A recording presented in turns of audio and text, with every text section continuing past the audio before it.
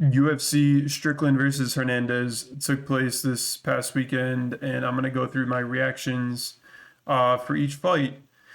If you guys watched my last video, I only did picks for the main card, um, and I did pretty bad on the main card. I think I did 3-3, but we're gonna go over the fights really quick, kind of explain what happened as I remember. And yeah, give my quick thoughts. First fight of the night, Juliana Miller versus Carly Judice. And I just want to say really quick, this was a pretty good fight night. It was dull in the prelims, and then once the main card hit, I feel like things kind of amped up a bit. We started getting finishes, stuff like that. First fight of the night, Juliana Miller versus Carly Judice. Pretty much what people thought was going to happen. I think the only thing you can be surprised by is that Juliana Miller did not get finished. I think a lot of people maybe expected her to, but cool. She's tough. She's okay. She's not very quick, doesn't hit very hard. I feel like there weren't a lot of openings for her to begin with, but she just doesn't. Yeah, Carly Judice is just a better fighter. Um, I don't know what it is, if she's just more physical or just more dedicated, just naturally gifted. Not sure, but she's the better fighter. She won on the feet, landing harder shots. Juliana didn't really. Let's see, we'll look at the stats here. Round one, almost more than doubled her strikes. Juliana got one takedown and didn't do much with it at all. Third round, again, doubling her strikes. No takedowns for Juliana. Round three, same thing. Juliana got a takedown. Attempted a. Did she attempt? Was it a rear naked? I forget what submission she attempted, but you could see it right there. Boom. Boom. It was an okay fight. And they scrapped. They went at it. So it was a good first fight. Next fight, Jordan Levitt versus Yair Daval. Nobody anticipated this on happening, but I say that like Jordan Levitt did a Jorge Masvidal flying knee KO or something like that, but it was mostly just Jordan Levitt kind of using his UFC experience, staying on the outside, using his kicks. He doesn't have great boxing, so he kind of uses his kicks as he can. Utilizes the clinch as much as he can as well against the fence and stuff like that. We'll open the stats here. Yeah, Jordan Levitt had almost half the strikes, but he got four takedowns. Didn't attempt any submissions. Didn't have the opportunity to. Yeah, Yair almost doubled Jordan's strikes, but his significant strikes were much less. So his strikes weren't really doing much to Jordan, and you got to give that to Jordan. He's a weird fighter. He's super weird. People don't like him. He's a weirdo, but I mean, he kind of gets the job done a little bit. Good job, Jordan Levitt. Nothing crazy, but it was kind of an upset, and it's kind of funny to see that people thought this guy was gonna run through Jordan Levitt. Next fight, Phil Rowe versus John Paul Lazabonia. It was an okay fight. I don't know. Phil Rowe I get the vibe that Phil Rowe just thinks he's just going to bully people with his size, every single person. And here he is losing yet another decision to a guy smaller than him. Yeah, this was a decent fight. On the feet, while it lasted on the feet. John Paul, I mean, he's good. He's got good cardio. He's a good fighter. He has grit. These are all things you need Not great, not crazy boxing or anything like that. I don't know, man. All it takes is for Phil Rowe to land one hard, snappy shot on the chin of this guy, wobble him. I don't know, man. It says a lot coming from a non-fighter, but I don't know. Phil Rowe couldn't get the job done. I think a lot of people have picked him because of his size and his experience, but yeah, I don't know. It was an okay fight, nothing crazy to write home about. It was okay. That's all the attention it's gonna get. Next fight, Ramiz Brahimaz versus Punahele Soriano. Um, Punahele, the Resurgence Soriano, that should be his new name. He's a new person at welterweight, man, racking up these wins. Not a super crazy fight. It was fun, but it was nothing crazy. A lot of scrambles. Let's see. You can see the overview here. Puna with the strikes, takedowns canceled each other out. Significant strikes pretty much canceled each other out. It basically came down to Puni's extra couple strikes. You can see in the first, he landed a lot more than almost double the significant strikes. So let's see. He got 2 of his takedowns in the second round, 1 in the third. Yeah, I would. Yeah, that was a. It was a close fight, but let's see. The third round probably got it for Puna. Yeah, definitely the significant strikes, but I don't know, man.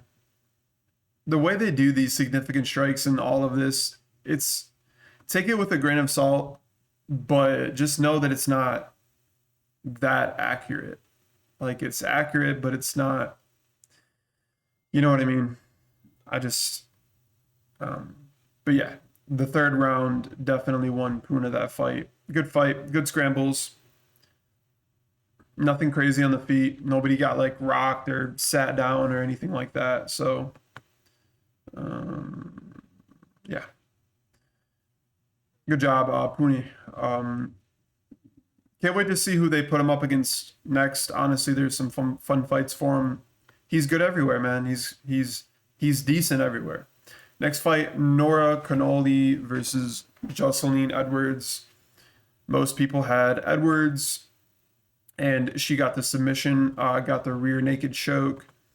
Let's see. Look at the stats on this one.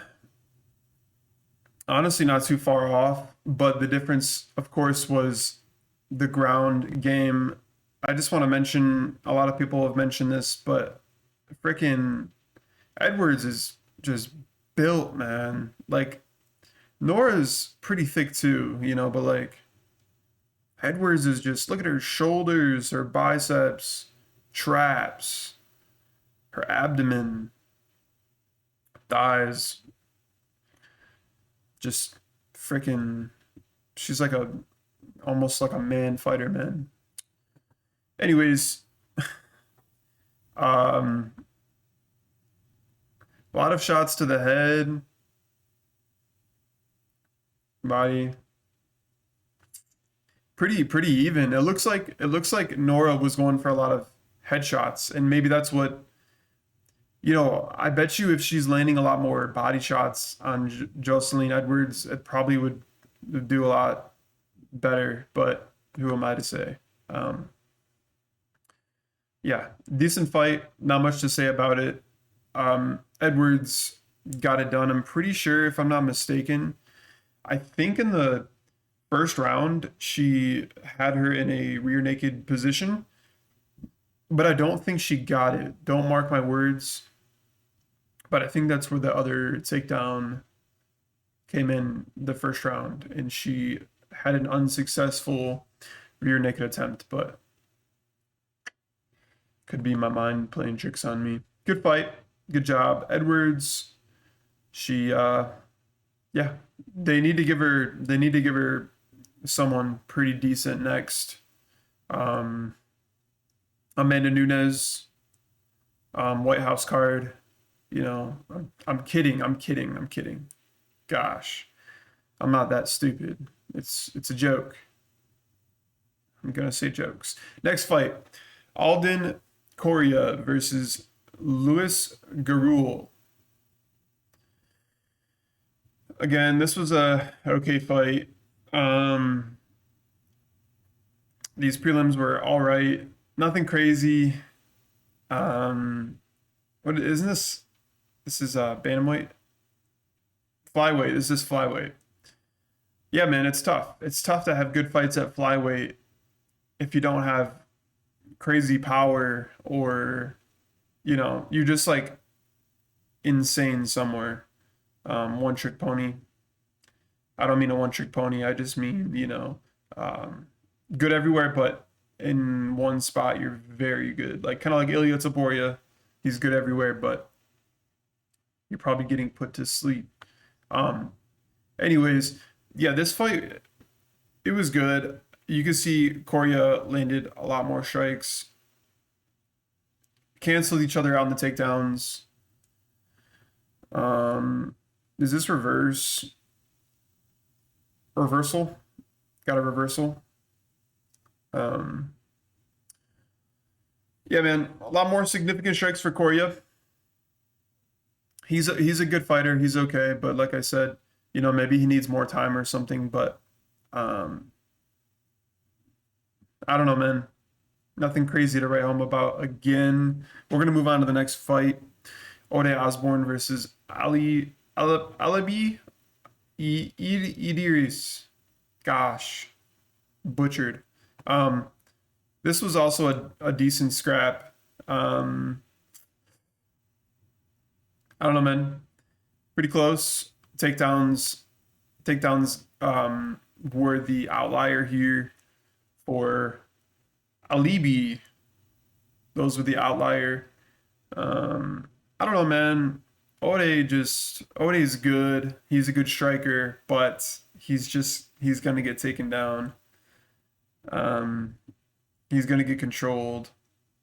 It's just gonna happen. You can see here he got taken down in the first round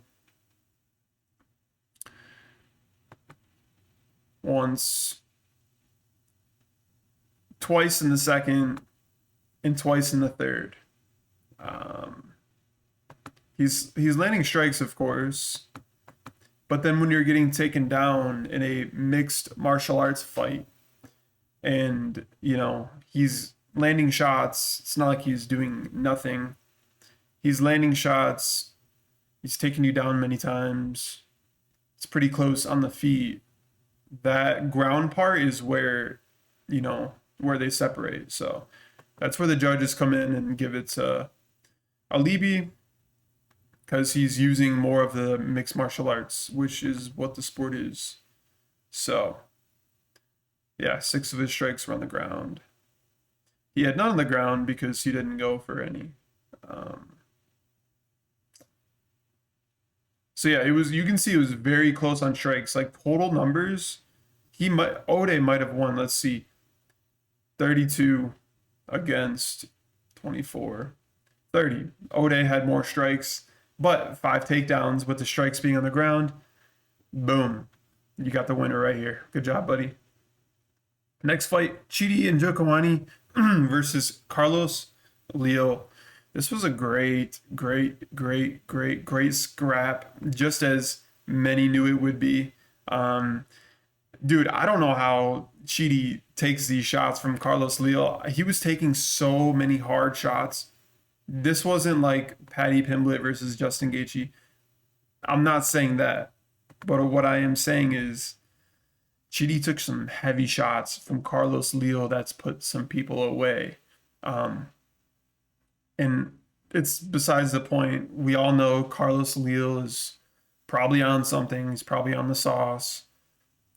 But I mean, I don't know, dude. I don't know how he didn't sleep Chidi and Njokuani.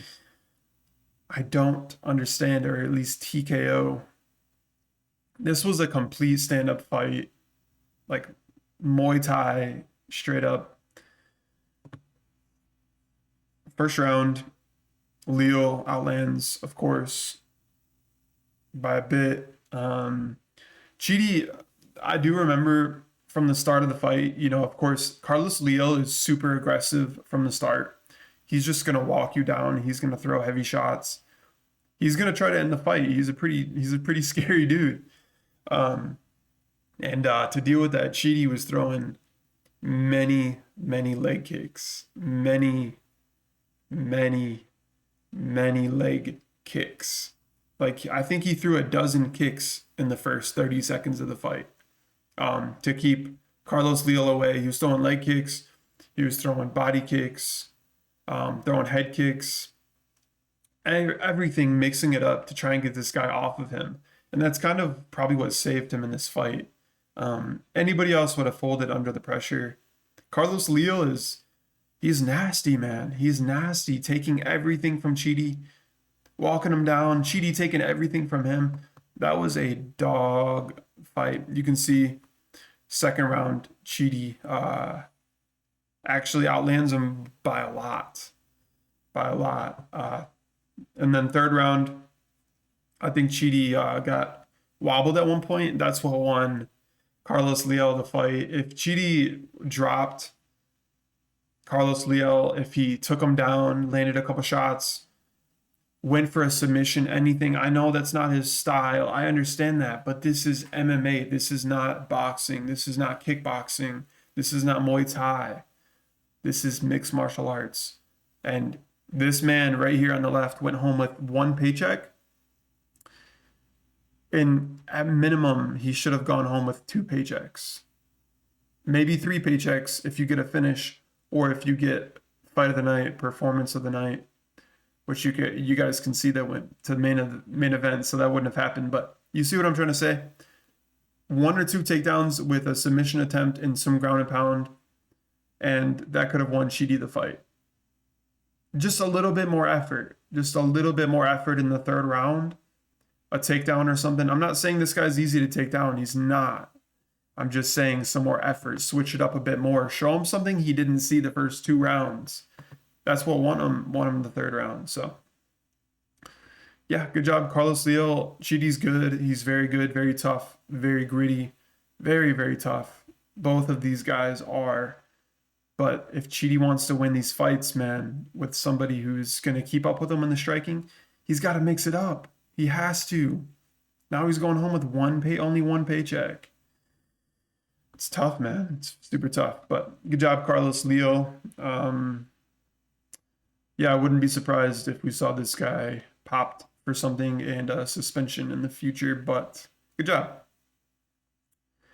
Main card time, Zach Reese versus Michel Pereira. It was a mid fight.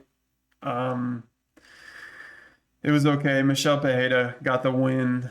Nothing crazy happened. I mean, he landed some pretty hard shots on Zach Reese. Zach Reese is tough. He's a big dude. I guess it takes like a life-changing slam on the back of his head to put him away. Michel Pereira landed some good shots, some hard shots on Zach Reese. You can see here, full fight, Zach Reese. Total strikes went to Zach Reese. Michel Pereira landed 2 takedowns opposed to Zach Reese's 1 takedown. Zach Reese had 1 sub attempt. Maybe it was a guillotine. I honestly don't remember what the sub attempt was. Either a guillotine or like a heel hook or something. But I think it was probably a guillotine off a takedown. Let's see. Round 1, super freaking close. Yeah, there were no like crazy moments where anyone was super hurt. Michel Pereira had Zach's face bloodied up. He was pretty bloody, getting hit with the jabs and Michel Pereira, he likes to throw a lot of kicks and jabs, and he's got the karate style where he's blitzing in and out. And Zach Reese was kind of matching that just a little bit, um, you know, so it wasn't like two tempos in a fight. But I don't know, it was an okay fight. Michel Pereira, it was super close. Anybody could have gotten it. Honestly, I think the damage, the visible damage, is what won Zach Reese the fight because I'm sorry, won Michelle Pereira the fight because Zach Reese's face was pretty bloodied up, pretty bloodied. Um, that's all I can think of because everything else is pretty darn close, if not going into favor of Zach Reese. So yeah, next fight it was okay. They're both mid. Michelle Pereira, I don't know what's going on with this dude. I was a huge fan of him years ago, man. He was so good and flashy and just I don't know, like he almost I don't know, man. I don't know. I don't know. I don't know what happened to Michel Pereira, but he's just not good. Next fight, Jacoby Smith versus Josiah Harrell. Complete mismatch. This dude showed up for a paycheck, and it's super tough. And just, man, I just want to say Josiah Harrell, before the fight, like they show, a little bit of about the fighters and like a couple of videos of them and stuff like that. They showed Josiah Harrell years ago. He went, I could barely even see it. I hate seeing graphic stuff. They showed just a scar on his skull, and I'm just getting the EBGBs thinking about it. They showed a scar in his skull going across his skull.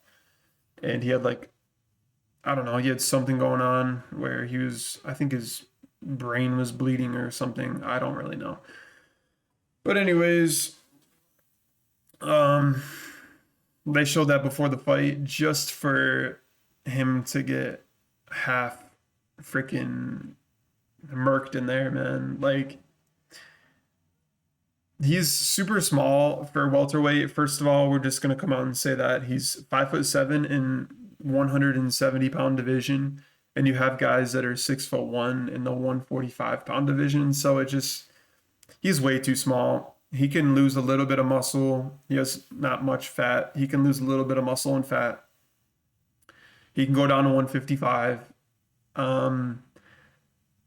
Yeah, about the fight, round one, 3 minutes and 1 second. They were kind of pop shotting on the feet a little bit, playing around, getting a little bit comfortable.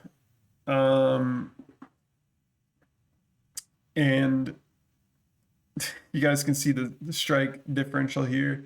I don't remember the exact sequence. I'm not as good as some guys on here as remembering the fights. There's 14 fights. I don't remember all the sequences, and I don't know.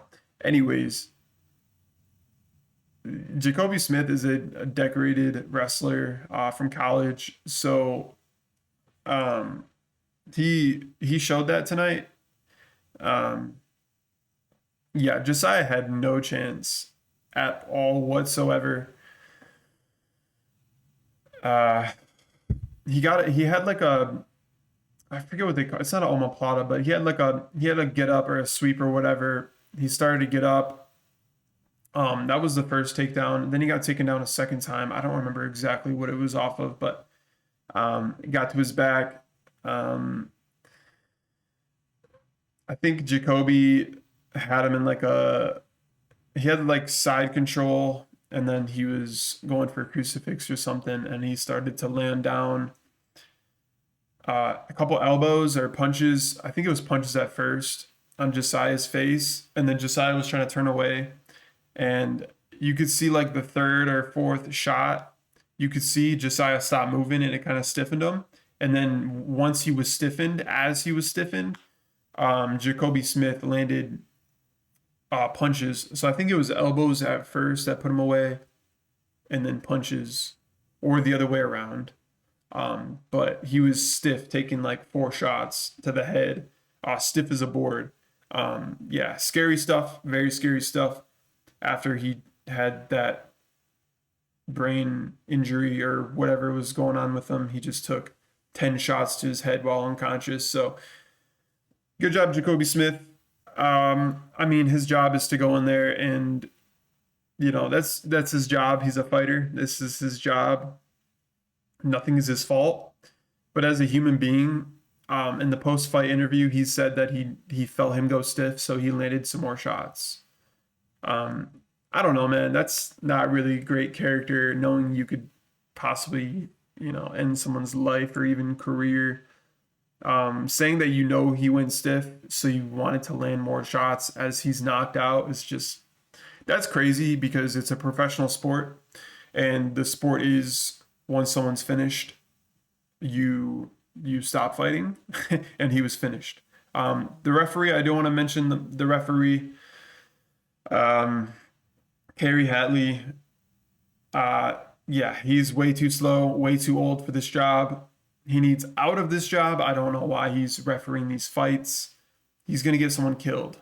Um, it just hasn't happened tonight, but who knows what it's gonna do long term to somebody. Yeah, good win by Jacoby Smith. He got performance. He got performance of the night for knocking out a dude who's never had a UFC fight. How I don't understand how that's performance. You know what I mean? Like, just give him an extra 25K. Did he need 100K for that? For trying to I mean, like, who else do you give it to? Performance of the night. Costa got it. Medic got it. Strickland got it. I guess. Okay. All right. I guess I can see where they're going there, but whatever. I'm not gonna hate. Dude's getting paid. Good job. Yeah. Next fight, Sergey Spivak. Sergey Spivak. Versus Ante Dalia. Wow, who saw this coming, man? Nobody. I don't think anyone saw this coming. I think most people, their friends and family, picked Ante Dalia in this fight. He's coming off a knockout loss to Waldo Cortez Acosta, I'm pretty sure. Could be wrong about that. Anyways, first of all, I just want to say rest in peace to Sergey Spivak's father. I do believe he said his father passed away in the post-fight speech. Um, Rest in peace. That right there, I do remember saying in the prediction video, I do remember saying, you know, Ante Dalia, he's got more of a soul in there. He's more present in there, blah, blah, blah, blah, blah. Sergey Spivak gives up. He's a quitter. I didn't say he's a quitter, but I meant like if either of them are going to quit, it's going to be Spivak. And I was way off. I was way, way off. Spivak, great boxing, wonderful takedown defense. Ante Dalia, he's good, man, but he's light. He doesn't hit that hard to where he's getting respect from these guys like Tom Aspinall is. You know what I mean? Um, yeah, first round, you can see the strikes pretty even, pretty even. Um, it's got to be tiring being, 230 something pounds, 240 pounds, fighting a dude that's 265, 270. That's got to be so exhausting, man. So exhausting. Second round, pretty close. Um, Looks like Sergey, it shows Ante Dalia, he has more significant strikes. I think that's bullshit. I think that's complete bullshit. Um, but anyways, it's funny because after that round, Ante Dalia's face was all bloodied up. So it doesn't really matter. The proof is in the pudding. Third round is where Spivak really put the pressure on Ante Dalia. I think he was broken by the third round. Um, his style wasn't working. It really wasn't working against Spivak. Spivak's too big. Um, Just a big dude, man. Just a big bear, polar bear. Um, yeah, almost doubled the significant strikes. Got a takedown. Total strikes, blew him out of the water third round. Ante DeLeo was probably tired at that point, even though you're the smaller, more athletic guy, fighter, you know. Um, we can see here where the strikes were landing. Position, boom. Clinch, 3 in the clinch. Good job, Sergey Spivak. Rest in peace. Yeah, I guess you can't really anticipate this type of life tragedy happening to somebody to where it's going to give them that slight edge to win a fight. If that didn't happen to him, who knows? Maybe he wouldn't have won this fight. You know, good for him. I'm glad he won this fight. Rest in peace. Yeah, nobody really saw that coming, but he hung in there. He hung in there. He put on a fight. He gritted down more than usual. That's what it looked like. It seriously looked down. It looked like he gritted down more than he usually does. So good job, Sergey Spivak. A lot of people doubt this man. He's back at it. Let's go. Next fight, Dan Ige versus Malcazell Acosta.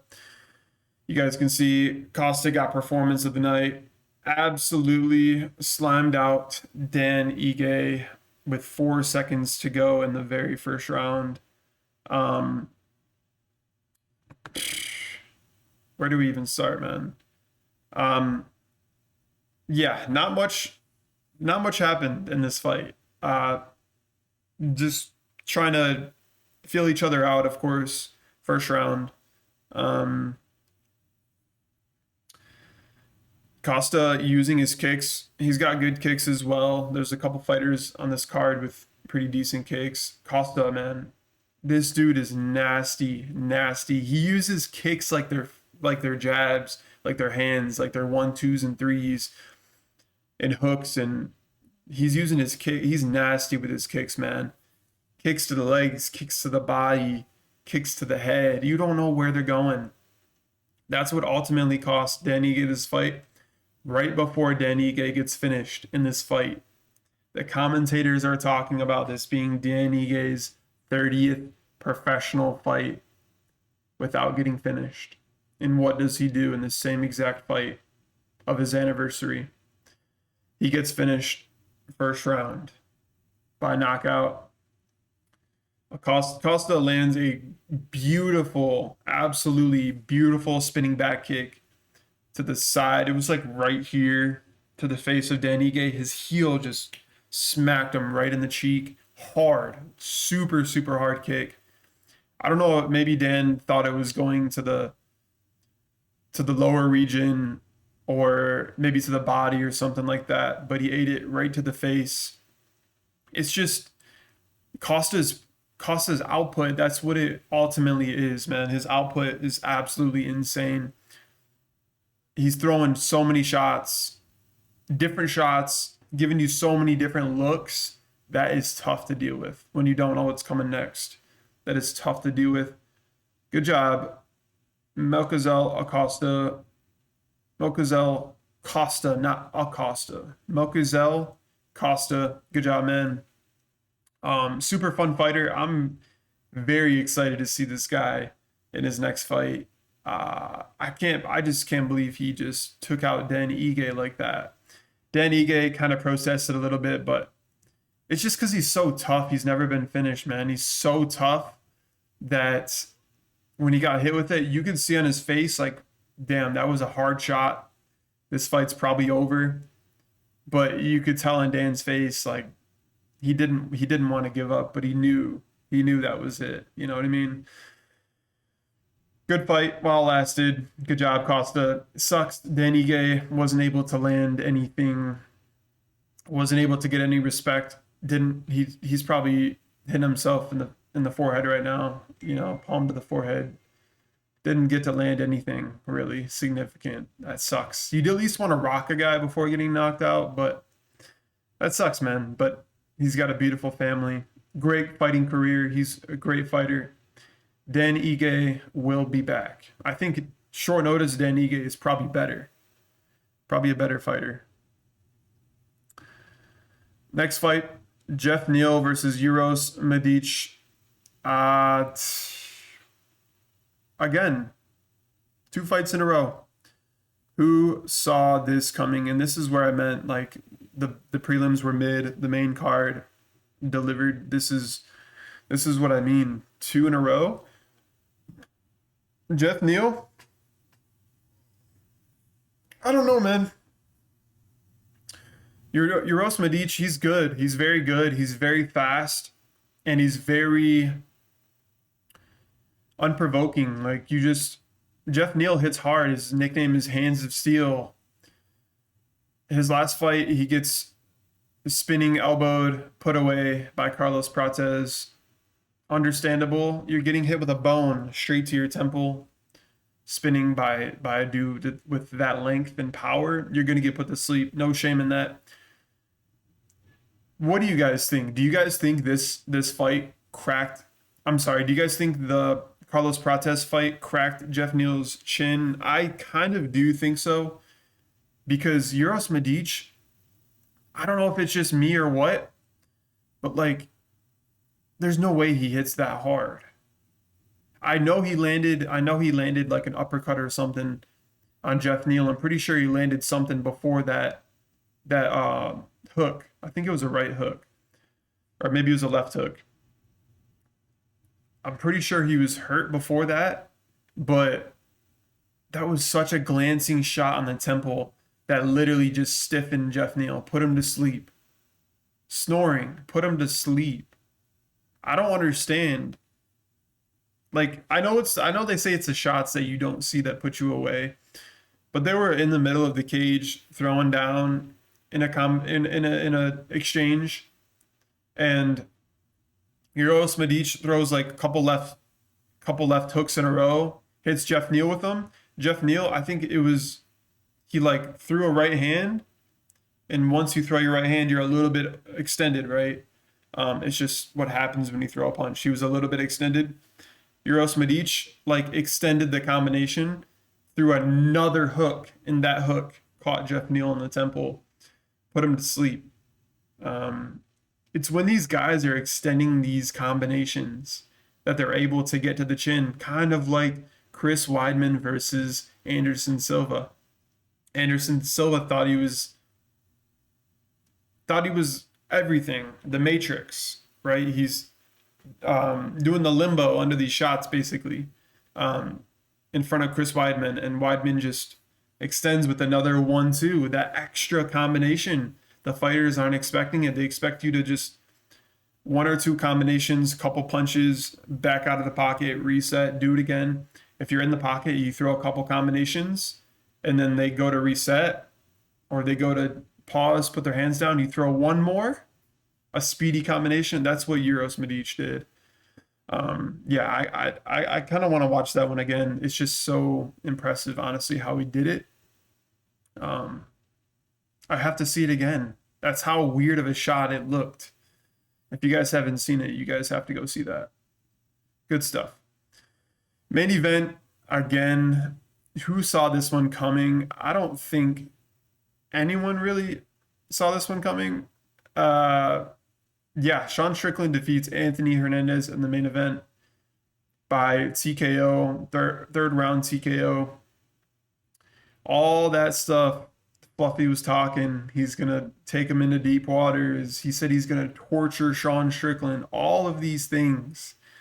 And unfortunately, he didn't do any of these things. None of it. Yeah, man. First couple rounds, it's such a blur. I should watch this back before doing these videos, but man, yeah, not much went on in Fluffy's world. That's what I do want to say. No takedowns. Not really much striking by Fluffy. You can see full fight, 50 shots in 3 rounds. Man, Sean's good, man. Sean is very good. His style of just teep, jab, overhand, defend the takedowns and just torturing you on the feet. Sean Strickland tortured Fluffy Hernandez in the feet. He did what Fluffy said he was going to do to Sean. He returned that favor. It's just Fluffy can't get the takedowns. No opening for the takedowns. Sean's stance just doesn't allow it. And his boxing is just crisp, man. He's got great boxing. He hits hard. He hits very hard. There's a freaking dude with a leaf blower blowing snow at my front door, so hopefully my dog doesn't bark, but if she does, you know why she's barking. Anyways, Sean is good. His style is very good for these, gritty grappler types. Of course, Alex Pereira put him away. Alex is an elite striker. That's what it takes to put Sean away, to beat Sean, is an elite striker or somebody with like elite striking, okay striking with everything else. And I think Fluffy, I think people were kind of riding the bandwagon a little too hard with Fluffy. He's great and all. He's beat great fighters on a super long win streak and all. But I do think that Fluffy, like his striking has never been the greatest. It's okay, but he's good in striking. When you get to the later rounds, it's round 3, 4, and 5, and you're tired, you're gassing out. Then he's gonna open up on the striking. But if he can't wear you out and get you a little bit tired at least, get you in his world a little bit, he just had no answer. He had no answer for Sean Strickland's boxing. When you can't get the takedown and you're just boxing with Sean Strickland, I mean, you're not Alex Pereira. You're not Pereira. So what are you gonna do? What are you gonna do? Round 1, pretty close on strikes, not too bad. Fluffy was hanging in there, of course. Hanging in there. Boom. The gap started to gap in even more and more and more. Boom. Round 3, you can see this is the biggest gap. This is where the finish happened. It was against the fence. Sean just landing hard shots through the guard of Fluffy, stinging him against the fence. Hard shots. Eventually puts Fluffy down, puts him away. Unanswered blows. Good job. Sean Strickland proved everyone wrong. He needed this win more than anything. I do want to say that. He absolutely needed this win so much. And he got it. He got the win. So good job, Sean. Not sure what's next for him. I don't know, man. We're going to see what's going on with the top 5. But yeah, Fluffy's going to have to go back to the drawing board. He's probably going to go put away 3 more top 10 guys or top 15 guys. Just as he does. It's just not going to be Sean Strickland. It's not going to be Drakus. Drakus doesn't really get tired. Yeah, we'll see. We'll see. Good job, Sean. Overall, it was a good fight card. I would give it a 7 out of 10. The prelims had it at a 4 out of 10, but then the main card shot it up to a 7. So yeah, it was pretty good. Main card was wonderful. Appreciate you guys watching. I will see you guys in the next video.